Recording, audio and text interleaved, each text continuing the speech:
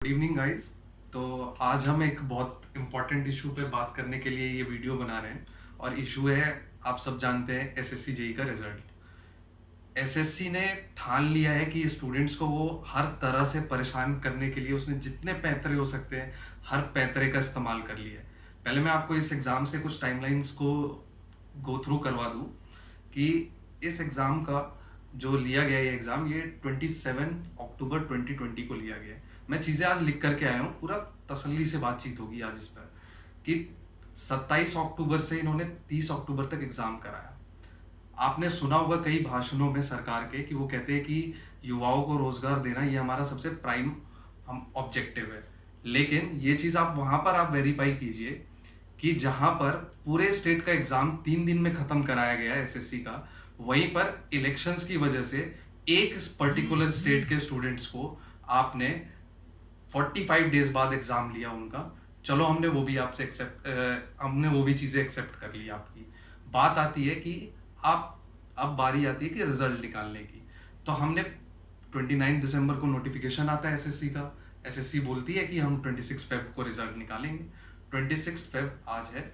पूरा दिन हमने इंतजार किया और आप सब ग्रुप्स पे आप बातचीत कर रहे हैं कि एटलीस्ट नोटिफिकेशन दे दे। क्यों भाई, नोटिफिकेशन क्यों दे दे एटलीस्ट कि रिजल्ट नहीं निकालेंगे? हम लोग ग्रेजुएट है, कोई दूध पीते बच्चे नहीं है कि उनको झुंझुना पकड़ा दिया। अरे हम इतना तो हमने एग्जाम दिया है, हमने फीस दी है एग्जाम की, हम डिजर्व करते हैं जॉब, हम कॉम्पीट कर रहे हैं, हम इंजीनियर्स हैं। इतना तो हमारा हक बनता है कि जो एग्जाम हमने दिया हम अपना रिजल्ट जान सके। आपने आज पूरे दिन एसएससी का वेबसाइट खोला होगा, पूरे दिन वहां पर एक फोटो नजर आ रही है मन की बात करने के लिए। तो ठीक है, हम मन की बात और लिखा हुआ है उस पर कि शेयर योर आइडियाज। हम क्या आइडियाज शेयर करें? हमें तो इतना भी हक नहीं है, हमें तो आपने इस लायक नहीं समझा कि हम अपने रिजल्ट को जान सके। कम से कम बच्चे, हम लोग इतना परेशान हो चुके हैं कि बच्चे कह रहे हैं कि एटलीस्ट नोटिफिकेशन ही तो दे दो कि रिजल्ट हम बाद में निकालेंगे। मतलब हमें यह पता है कि रिजल्ट आप नहीं निकालने वाले हो, हम बस इतना एक्सपेक्ट कर रहे हैं कि आप नोटिफिकेशन दे दो कि हम 10 दिन बाद, चलो 10 साल बाद निकालेंगे, हम ये भी सुनने को तैयार है। पर आप बताओ तो सही। चलो मैं आपको कुछ और चीजों के बारे में बात कराता हूँ।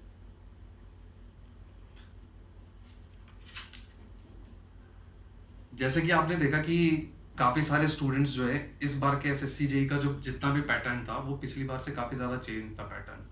तो कई सारे स्टूडेंट इंक्लूडिंग मी डायलेमा में है कि उनका सिलेक्शन होगा या नहीं होगा, या नॉर्मलाइजेशन किस तरह से होगा। आपने अभी देखा होगा कि कल जो ट्विटर पर ट्रेंड चला था एसएससी सीजीएल को लेकर के, उसमें काफी सारे स्टूडेंट्स ऐसे थे जिन्होंने एक शिफ्ट में 200 आउट ऑफ 200 स्कोर किया, लेकिन उनका सिलेक्शन नहीं हुआ। सेम इसी तरह का इशू इधर भी है। हम में से किसी को नहीं पता कि किस शिफ्ट में नॉर्मलाइजेशन क्या इफेक्ट करने वाली है। हमें ये पता है कि 30 तारीख वाला शिफ्ट जो है वो थोड़ा ज़्यादा टफ आ गया था और 29 वाला शिफ्ट थोड़ा मुश्किल आ गया। ये हमेशा से इशू रहा है कि आप 2-3 पेपर बनाते हो, आपके पास क्या ऐसे एक्सपर्ट्स नहीं है कि जो 3 पेपर को एक लेवल का बना सके?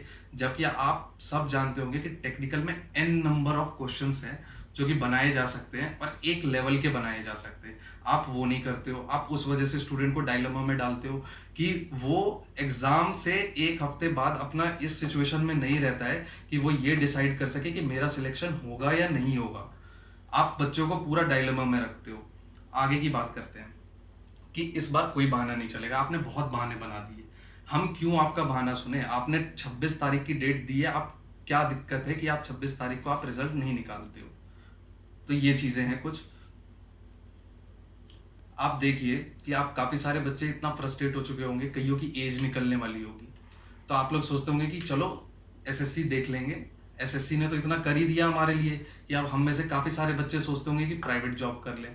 प्राइवेट जॉब्स में भी आपने सिनेरियो देखा है कि एक इंजीनियर को साइट पे काम करने के लिए 10,000 रुपये सैलरी देती है। क्या ये वो कंट्री है जहां पर हम कह सकते हैं कि ये आत्मनिर्भर भारत बनेगा? यहाँ पर आप उसी साइट पर आप देखेंगे, आप जिस लेबर को आप काम करवा रहे होंगे ना, जिस लेबर से, उस लेबर को 300 to 500 पर डे का मिलता है। आप उसकी सैलरी को मल्टीप्लाई करेंगे ना, 350 भी अगर आप लेकर के चलोगे और 30 डेज से मल्टीप्लाई करोगे तो वो भी 10,500 होती है। एक इंजीनियर, ग्रेजुएट इंजीनियर से ज़्यादा की सैलरी। एक पढ़े लिखे, आप पढ़े लिखे होने का तो कोई उसको रिवॉर्ड देना तो छोड़ो ना, आप उसका रिजल्ट दे रहे हो।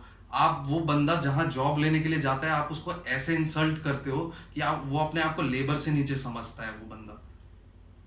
तो ये सब काफ़ी चीज़ें इशू है। मैं खुद भी आज बहुत ज़्यादा अपसेट हूँ कि हम लोग बहुत इजीली इन चीज़ों को ले भी लेते हैं कि एटलीस्ट नोटिफिकेशन निकाल दे। मैंने एक स्टूडेंट का मैसेज पढ़ा कि देवर लाइक सब कह रहे हैं कि एटलीस्ट हमको एसएससी नोटिफिकेशन दे दो।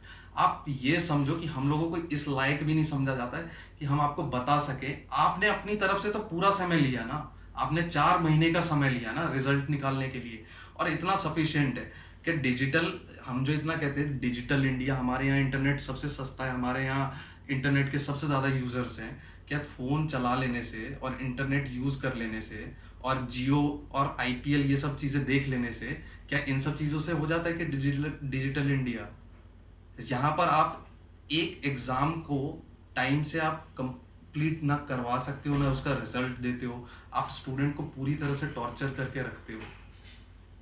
हमसे पूछिए ना कि किस तरह से बच्चा तैयारी करता है, कितना मेहनत करता है, कौन कौन सी किताबें पढ़ता है, कौन से क्वेश्चंस लगाता है, तब जा करके वो प्लान करता है। आपने तो उसको प्लान करने के लायक नहीं छोड़ा है स्टूडेंट को।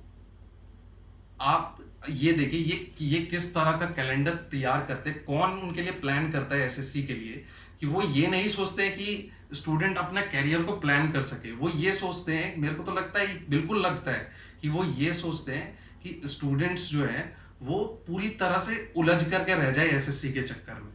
कि आप ये देखो कि एक साइकिल होता है एग्जाम का, कि आपने प्री की तैयारी करी, आपने देखा कि आपको उस दिन पता होना चाहिए कि मेरा कितना मार्क्स हो रहा है।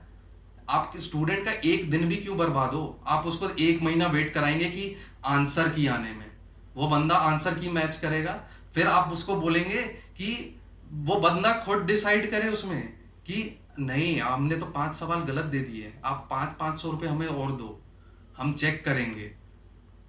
आपको पेपर बनाते टाइम नहीं पता रहता है कि हम ये सवाल गलत डाल रहे हैं उसमें। कई बंदा उस चीज़ों में उलझ करके रह जाता है। आपने चलो वो भी चलो हटा दो कि हमने उसके लिए भी हमने कुछ नहीं कहा, हमने उन चीज़ों के लिए भी आपको 500 रुपीज़ आपको दिए, ठीक है। तो यही सब चीज़ें हैं कुछ, जो चीज़ें बहुत एक स्टूडेंट को हर्ट करती है। पूरा पूरा दिन वो बैठा रहता है कि रिजल्ट आएगा रिजल्ट आएगा, और फिर वो ताकि वो आगे की प्लानिंग कर सके अपने लिए। लेकिन आप देखोगे कि इस बार मेंस का डेट है, मार्च में है, 3rd वीक ऑफ मार्च में है, और जस्ट मेंस के एग्ज़ाम के बाद अगले एसएससी का प्री है। जो इस बंदे का आज रिजल्ट आएगा और जो डायलेमा में है स्टूडेंट, जो 50-50% सोच करके चल रहा है कि मेरा होगा या नहीं होगा, वो ना ये प्लान कर सकता है कि मैं इस एसएससी के लिए पढूं या मैं अगले एसएससी के प्री के लिए तैयारी करूं। तो अब इन चीज़ों से काम नहीं चलेगा। अब एसएससी को एटलीस्ट इतना तो समझना चाहिए, एटलीस्ट मैं भी यही कहूँगा कि एटलीस्ट आप सर नोटिफिकेशन निकाल दीजिए। यही आप जो वहाँ से पूछ रहे हैं ना कि आप आइडियाज़ शेयर कीजिए हमारे लिए कोई आइडियाज़ नहीं है, हमारे सारे आइडियाज़ मर चुके हैं। हमारे लिए बस एक ही चीज़ बचा है कि हमारा एग्ज़ाम टाइम पर करा दो और हमारे को रिजल्ट टाइम पर दे दो, ताकि हम अपना फ्यूचर प्लान कर सके।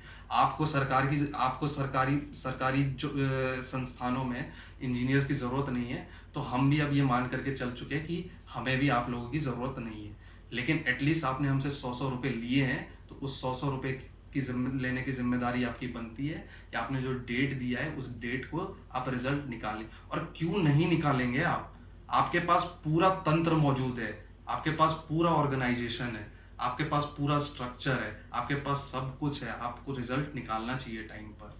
तो यही चीज़ है, लास्ट में वही है कि हम लोग बेरोजगार बाई चॉइस नहीं है, बाई फोर्स है। हम देखते हैं हमको कब तक कोई सुनता भी है या नहीं इन चीज़ों को।